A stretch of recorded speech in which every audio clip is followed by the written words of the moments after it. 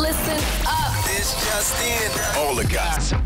The Rumor Report. Gossip. With Angela Yee. It's the Rumor Report. The Breakfast Club. Well, we told you guys before that Shaggy said that he had an opportunity to be on Rihanna's album, but they wanted him to audition, and that's why he turned it down. Now Rihanna's team is responding. Now what they are saying is that there was some miscommunication. Apparently, according to the representative for Rihanna, they said after Rihanna had already gathered all the materials for the album, Shaggy contacted her asking to be a part of the album. She explained to him the album was pretty much completed. They were just working on mixing, mastering, and deciding which songs to actually use. And they did extend him an open invitation to send over some music, regardless, to see if she could work something out. So they want to make sure there's no ill feelings, but they want Shaggy to let fans know the real truth. It wasn't an audition situation. It was that. So I guess, he'll let us know if that's true or not. Okay. All right, now, Dreamville has announced the deluxe edition of Revenge of the Dreamers 3 will come out this week, according to somebody on Twitter. They said that will arrive on Thursday. What's in the deluxe edition? Get ready for that. There's going to be 2 new singles on the album, and they said there's no further details surrounding the track list that are available. So that's what we know thus far. Okay. All right, Yo Gotti and Roc Nation, they have filed a lawsuit on behalf of Mississippi prisoners. Now, TMZ first was talking about this.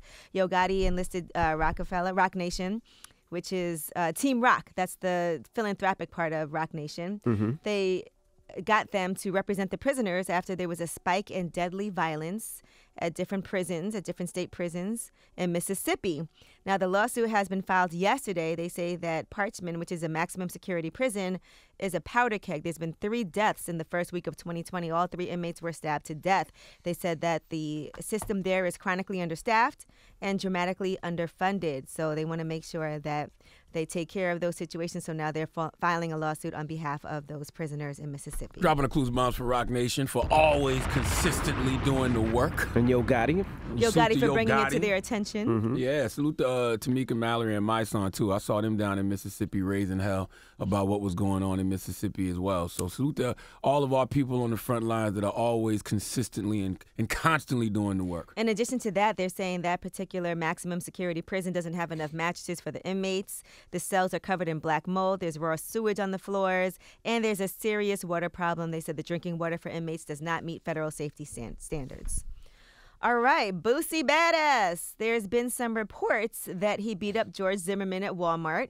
I don't know where this rumor Where started. this came from. But Boosie did say service announcement. I ain't never even seen him. Noodles dropping Walmart Friday. I'm go popping up at Walmart to see who's supporting. And he said this. I never seen George in my life. This is a lie. Leave me alone. Tell me I did something to him in Walmart. That is a lie. And since we talking about Walmart, my noodles dropping Walmart Friday. Man, where does the internet come up with this stuff, man? Now, by the way, we would love for that to be true, Yeah, right? if we seen it, we wouldn't be mad. amazing. But where does the internet come up with this stuff? How do they just pull stuff like that out of Leave their me ass alone. and just post it? Boosie beat up George Zimmerman in Walmart. That was a thing? People were actually talking about that? I didn't see it. Oh. Listen, somebody even sent me the story this morning, like, make sure you report on this. That Boosie beat up George Zimmerman? Yeah, I'm like, that's not true. Funny. All right, now Netflix is responding to Monique's lawsuit, accusing them of discrimination. According to Netflix, they did say, and by the way, she's actually suing them, saying that they offered her $500,000 for a comedy special, but paid millions to male and white female comedians. Netflix has filed some new documents. They said, plaintiff fails, however, to allege any facts showing that the compensation offered her was the product of discrimination. To the contrary, her complaint contradicts its core premise by noting that other persons of color, other women, and another African-American woman like plaintiff have been paid substantially more money to create comedy specials for Netflix's streaming service than what was offered to plaintiff. And plaintiff fails to explain why she was entitled to be offered what the stars to whom she compares herself were offered for creating such comedy specials. So according to Netflix, the evidence will show that she was not discriminated against by them, and they want the court to dismiss the majority of her claims. Which they probably will do.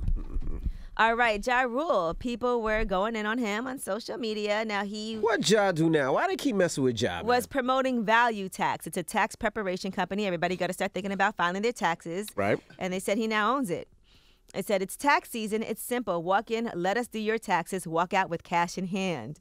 He said, we also do credit repair. And people started I guess, having jokes. Started bringing up the fire stuff. Of course they did. And, yeah, it just went from there. So listen, does Ja have equity in that company? Cause Yeah, he said he does. He That's said what he I owns heard him it, say. yeah. Because he was like, "Oh, y'all support black-owned business, but it's a joke." When I said, Yeah, no, I think he owns a part of it or something like that. And Maybe he also, might he's even own had it. IRS problems in the past as well. But maybe that is the person you want to go to. Somebody had problems, and that way they'll never have those problems again. my daddy used to always tell me that if you open up something, you know, usually don't put your name on it, because when you put your name on it, people will find a reason to hate on it. Yep.